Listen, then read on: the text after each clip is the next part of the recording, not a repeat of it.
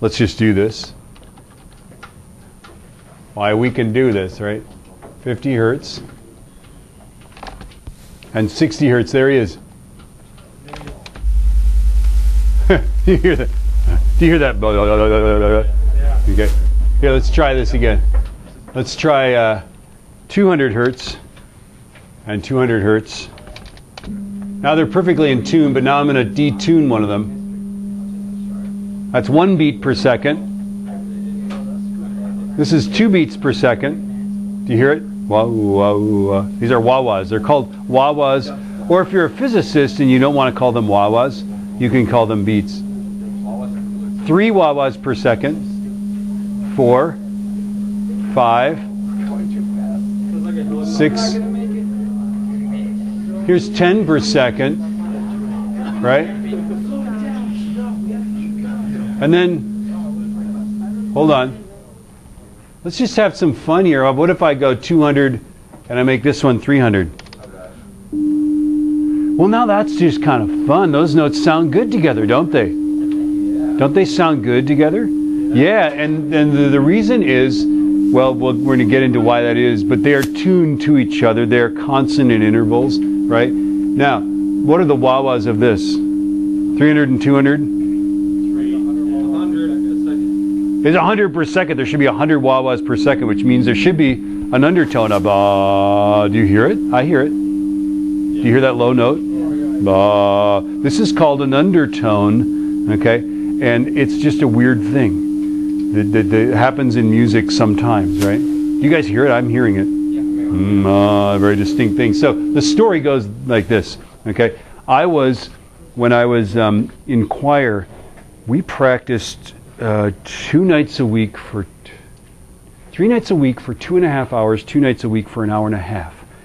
Most of the people in the choir were like serious musicians, like music majors, and like they were going to, like 2 or 3 of them have gone on to like start their own choirs. Dale Worland was this very, very serious thing. And the only reason I was there was that I could hold a tune and I could sing loud and I was a bass, right? Otherwise I was just in way over my head. And we would sing, his style was that we would sing without like a lot of vibrato, just sort of real pure tone, kind of Shenandoah, kind of, you know, oh Shenandoah, I like your mommy, you know, kind of stuff, right? Only those aren't the real lyrics, right? But anyway, and so we were singing this song. And we were singing, the basses were up high. Sometimes basses sing down low, but we were up high, up close to the tenors. Tenors were singing a note, the altos were singing a note, and we could all hear some bass, somebody singing this note down there like this, right? You know? And Dale Worland was the kind of guy that could pretty much at the end of a song just say, okay, you missed this note here, you need, you know, you could go through and like give 11 different people feedback on how they sang in the last 5 minutes, right? He was this incredible genius. Yet he could not figure out for the life of him who was singing that low note. And he got so teed off that he actually went and made everybody, got to the point where he's making everybody sing their part. Boom, boom, boom. Everybody knew their part. We all knew our parts. We all knew not to show up not knowing our parts, right? Okay? And so it was like, and it took so long, by the way, that I just sat there and did a little math. I'm like, I go, I have a solution, right? The answer was the note that we could all hear, and we could hear, you only hear it when you play exactly in tune, right? The note we could hear was this undertone. That low note there, do you hear it? It's not really there, right? But you can kind of feel it, right? Well, there we could hear it, and it sounded like a voice in the room. Only it was, what I figured out was it was the second tenors and the altos were there was a beat frequency of that, and so the voice was sort of this androgynous he-she voice, right? Which, in the style we sang, there wasn't a lot of difference because the guys weren't singing like this, you know. It was just all real, right? And so that was the one contribution I had, you know. And the other thing was that the guys in the choir, they thought I was such a bad musician. They dared me to take music theory, right? Because and I took it, and it kicked my butt, but I got an A. They said you'll never get an A in music theory. I got an A, but not without trying really hard, because I had to like learn to play the piano, right? Like all the scales and all the keys, both hands, was like a fundamental bass. Right? Yeah. Like okay. Yeah. Anyway. Okay. So here's the formula. This is a very complicated formula. Okay. The formula for beat frequency is just the wah-wahs you hear are the difference right? So the beat frequency is frequency 1 minus frequency 2, right? So if you're playing 200 hertz and 210 hertz, right, you're going to hear 10 wah-wahs per second, right? Murray, do you have more pre-playlists? Yeah, I do. Here. Okay, so that's this guy here, 210. That's 10 per second. If you ever want to 10 beats per second sounds like, that's 10, right? And then, of course, as we get closer and closer, the wah-wahs get slower and slower.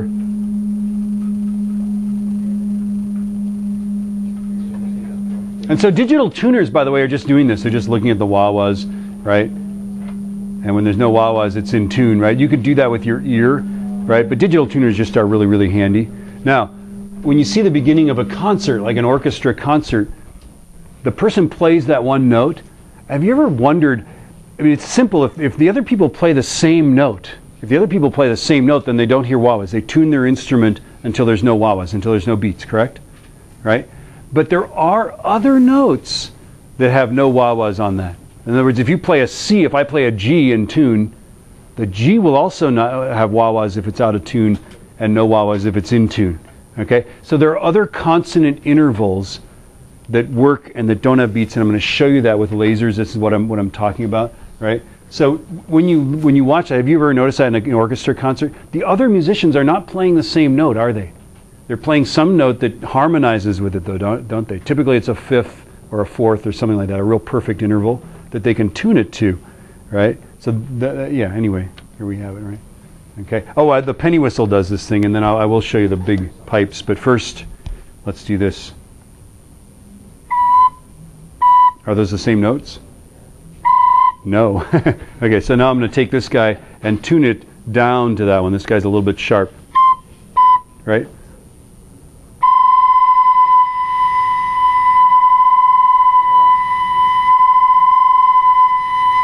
Do you hear it lock in, though?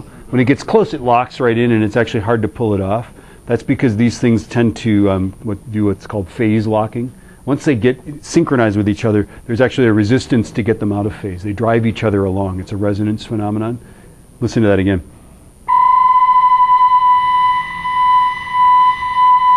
I'm actually moving my finger quite a bit, but it's staying phase locked. I don't know if you can tell that, but...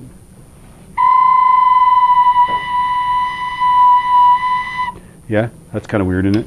Okay. Okay. So then the types of problems you can do with this. What beats do you hear if you play a 640 and a 1024? What would be the beats? Yeah, you subtract them. You get 384. 384 is a G, by the way. And what's true about G and E and C?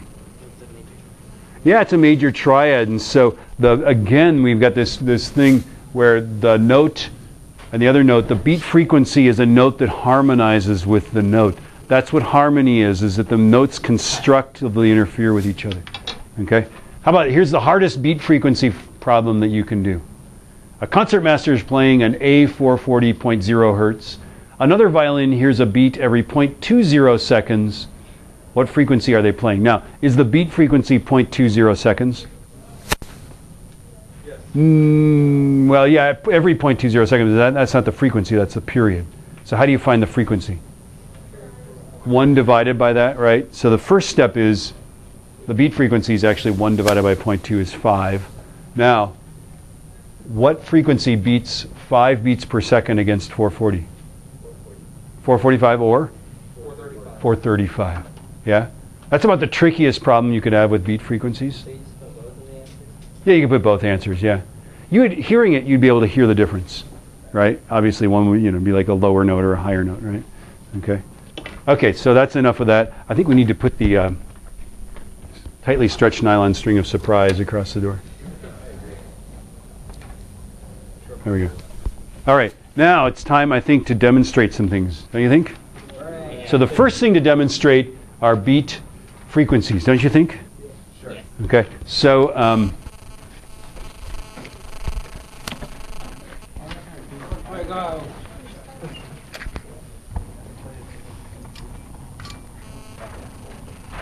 these are Terrell burners.